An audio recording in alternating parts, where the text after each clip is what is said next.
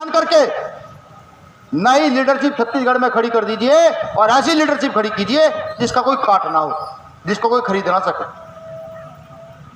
ये जो आज लड़ाई लड़ते हैं ना छोटी छोटी कि नौकरी नहीं है, बेरोजगारी चल रही है, भाई रिजर्वेशन पूरा नहीं हो पा रहा है, भाई जमीन जो है गरीबों को जमीन मिलनी चाहिए, जमीन नहीं मिल रही है, सड़क पर जो लड़ता है।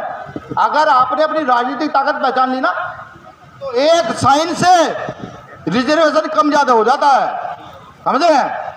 एक साइन से हजारों वैकेंसियां निकल जाती हैं, एक साइन से लाखों लोग जिनके पास जमीन नहीं, जो बेघर हैं, उनको जमीन दे दी जाती है।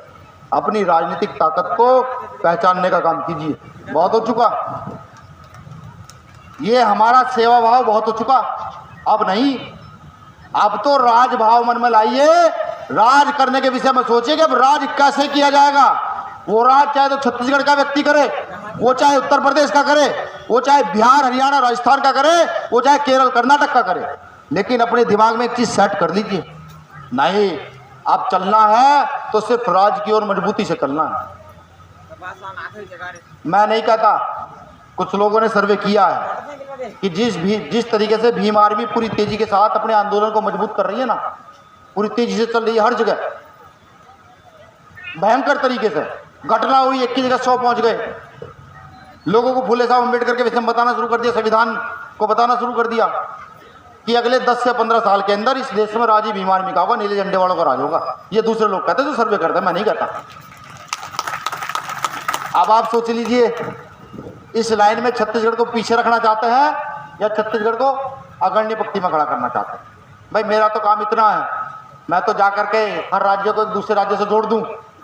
अभी मैं आया था तो मुझे हमारे प्रदेश में बता रहे थे कि भैया वहां से उड़ीसा से फोन आता है और वो कहते हैं यार आपने राष्ट्रपति जी का स्वागत अच्छा कर लिया, इस बार हम तुमसे ज्यादा अच्छा स्वागत करेंगे। उड़ीसा के लोग कहते हैं इनको, ठीक, और ये कहता है भाई ठीक है, तुम जैसा करोगे उससे 4 गुना ज्यादा हम करेंगे।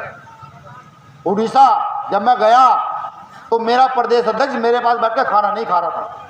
मैंने कहा भाई आजा, क्योंकि हम लोगों को झूठे वूठे में विश्वास नहीं रखते और एक थाली में खाने के वाले लोग हमने कहा भाई आजा बैठ खा, उसने खाना नहीं खाया।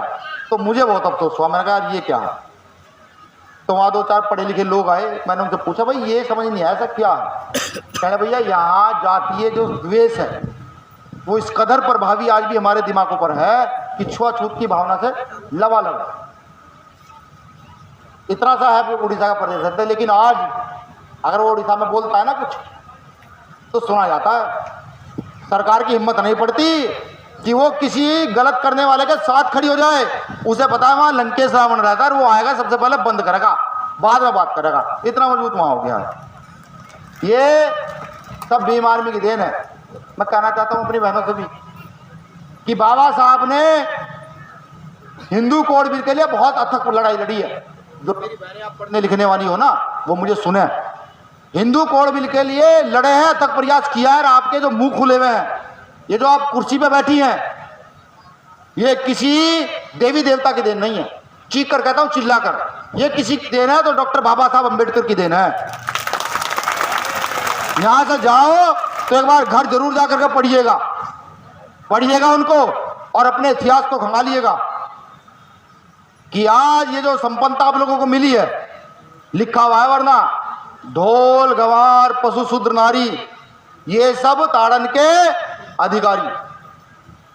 अभी भी आपने सुना होगा ना, बहुत सारी जगह ये कहते थे कि नहीं महिला तो पैर की जूती होती है, कहते हैं ना, लेकिन बाबा साहब अम्बेडकर ने ऐसा इलाज किया सबका, जो महिलाओं को छोटा समझते थे उन्हें कह दिया कि जितने तुम बराबर हो उतनी महिला बराबर है। अगर तुम मुख्यमंत्री बन सकते हो तो महिला भी मुख्यमंत्री बन सकती है। तुम वर्दी पहनकर देश की रक्षा कर सकते हो तो ये बेटियां भी वर्दी पहनकर देश की रक्षा कर सकती है। आपको बराबरी का अधिकार अगर किसी ने दिया तो बाबा साहब अम्बेडकर ने दिया। उनको पढ़ो, उनको जानो, और अगर किसी को मानना है, किसी की पूजा करनी है, किसी का सम्मान करना है तो उस शख्स का नाम बाबा साहब अम्बेडकर है। जिस दिन उस व्यक्ति माननीय बाबा साहब अम्बेडकर को आप जान जाएंगे, उनके विचार जान जाएंगे, तो आपकी आने वाली नस्लें जो है ना वो बदल जाएंगी। और नस्लें जब बदलेंगी तो समझिए क्या होगा।